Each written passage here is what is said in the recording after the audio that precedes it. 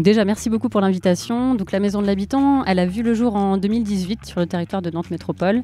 L'objectif pour la métropole, c'était vraiment de concrétiser un lieu d'accueil du public, un lieu porte d'entrée pour accueillir les ménages métropolitains et répondre à toutes leurs questions sur les thématiques du logement. En fait, la Maison de l'Habitant, de sa casquette guichet unique d'information, renseigne, informe, conseille le public sur toutes les questions liées au logement.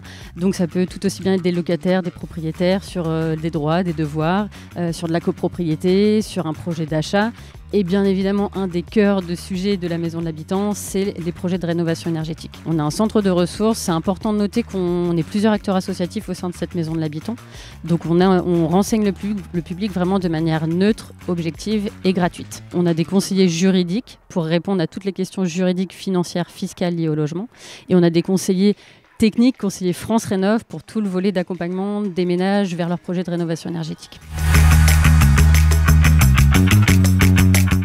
Tout à fait.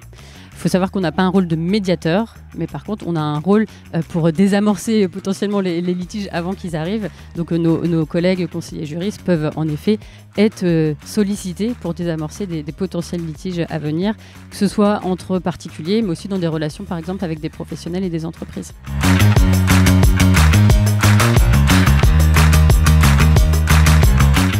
Je sais pas, je l'espère. En tout cas, pour donner un chiffre, on a plus de 85 000 contacts à l'année, juste avec les habitants de la métropole. Donc c'est déjà un bon volume de contacts sur une année. Et sur ces 85 000, on a 6 000 contacts rien que sur la rénovation énergétique. Mais on espère pouvoir accueillir et informer davantage de métropolitains. C'est un projet qu'on peut retrouver dans d'autres métropoles. Il y en a une autre qui se crée d'ailleurs aussi sur le territoire de la Loire-Atlantique, sur Saint-Nazaire, à Glo, qui va prochainement ouvrir ses portes. Après, la configuration et les structures qu'on y retrouve ne sont pas forcément toujours les mêmes.